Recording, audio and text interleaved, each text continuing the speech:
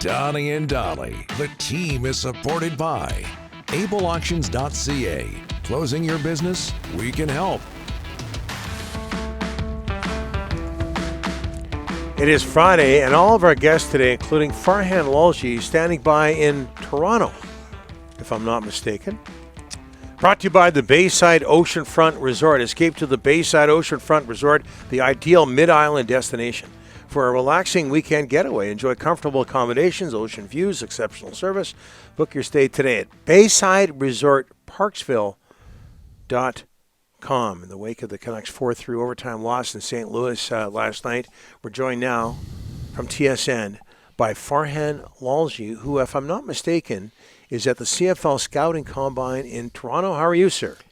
Wow. Good. I'm at the Combine, but it's in Regina, so see, a little bit of a different cosmopolitan experience in Regina than Toronto, but it's good. A lot of good athletes out here, and it makes you feel healthy being around all these fit guys. Yeah, maybe I could borrow something. Henderson told me Toronto, so I apologize for that. Him and I will have a discussion in the break. It looks like you're ready So what you're telling me is Henderson was mistaken? Yes. Believe it or not. Believe it or not. It looks like you're ready to do a 40 there, Farhan. Yeah. No. The closest I'll get to a 40 is my colleague Dwayne Ford, who we call 40. That would be about the extent of it. I'm near the 40, but yeah, I'm not doing one. Yeah. I'm not. There's not enough medical staff here for that. Through the years, in terms of people that we might know, players that we might know, who's blown you away at the CFL Scouting Combine? Wow, it's a good question. It's funny at the Combine, the guys that blow you away testing-wise don't necessarily translate into the best football players, all the time. We've seen, like Curly Gittens Jr. and, some of these receivers had really good testing days. But, you go back and you look at the Philpotts, who are outstanding receivers, and they tested kind of okay, right? You look at the guys that have, like there was a guy named Steven Turner who ran like a 4.31 or something like that, and just a crazy 40 time. Never saw the light of day in the CFL. The guy that's got the bench press record never played a CFL game, right? So this part of it, you'll see more tomorrow when we get into practice and they can actually play football. Then I think it looks a little different, and you're going to start to see the guys that really separate themselves. But in terms of the testing, you kind of know who can play, right? Yeah. Hey, Farhan, let's stick with football before we get to hockey here. But did the Seahawks, as we go down to the NFL, did they make a smart move acquiring Cooper Kupp? I think so. I think he's got a lot of football left. I mean, he's had some injuries the last 2 years. He is 32, so it's not like he's got 5 or 6 years left. But I think there's a couple of good years still left there. I think he's going to be awfully motivated playing in Seattle, playing in his home state. The only thing I wonder about is that what's it going to look like in terms of position fit? Because Jackson Smith and Jigba operates really well out of the slot, and Cooper Kupp does his best work out of the slot. So, I think they need another guy who can play outside. You've got Marquez Valdez-Scantling, but I think they need one more. Maybe it's the guy they pick up in the draft. We'll see. But that was the only thing. Like, I think Cooper Kupp can play. A lot of people think he's washed. I don't agree. I think he's going to give them as much production, if not more, than DK Metcalf did for less than half the price. So I think that part of it was a smart move. All right, last night, that's a tough one for the Canucks. They tied up with 4 seconds left. The Blues went in OT. Now they're trailing the Blues in the wild card spot, but it was a gutsy effort by them. Yeah, I mean, look, there was a lot to like in that game outside of the first period, right? And I was on my connection and was able to, I heard the first period on radio and watched the second and third in overtime.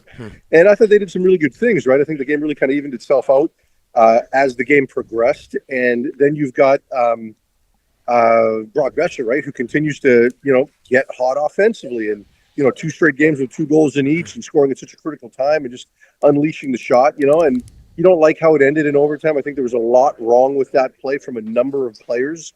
Whether it was Quinn Hughes, did you need to make that pass to Pedersen at that time? Pedersen fumbling the pass, Jake DeBrusk going on a change. None of it was necessarily good in terms of how it ended. But I think over the course of the second and third period, there was a lot to like, and good for them for getting a point. That matters. Absolutely, it matters.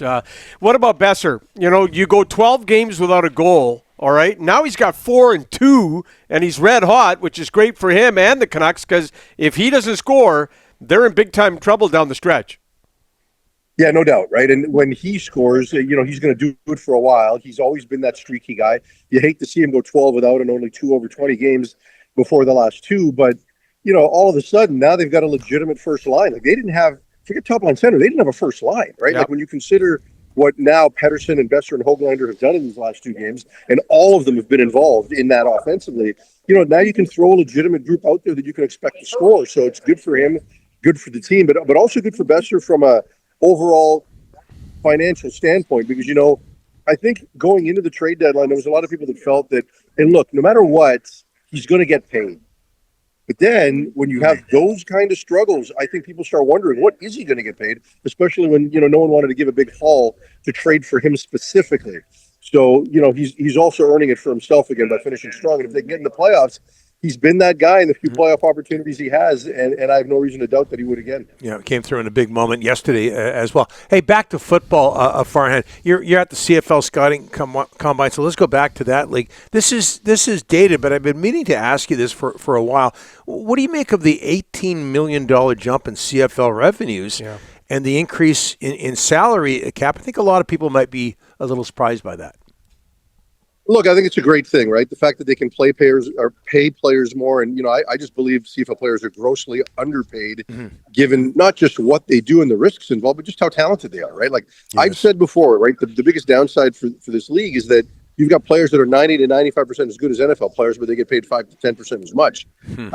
So these are good players. We see it at the Combine every year that the testing is better and just the overall athleticism, and the look of the players is different and it's better. And we see that in the league when they get started. So, the fact that they're able to pay them a little more is a positive. Now, the $18 million in revenue is interesting because it doesn't necessarily mean there's $18 million more in profit, because costs have also gone up. They always say you got to spend it to make it. And I think the league has done that. And the CBA is based on revenue, not profit. So the players are benefiting, which is good, but they're going to have to find a way to kind of even those two numbers out, if you know what I mean. Farhan, get back to work at the Scouting Combine in Regina, not to be mistaken for Toronto. There you go. The Queen City, my friend. There you go. I'll see you later.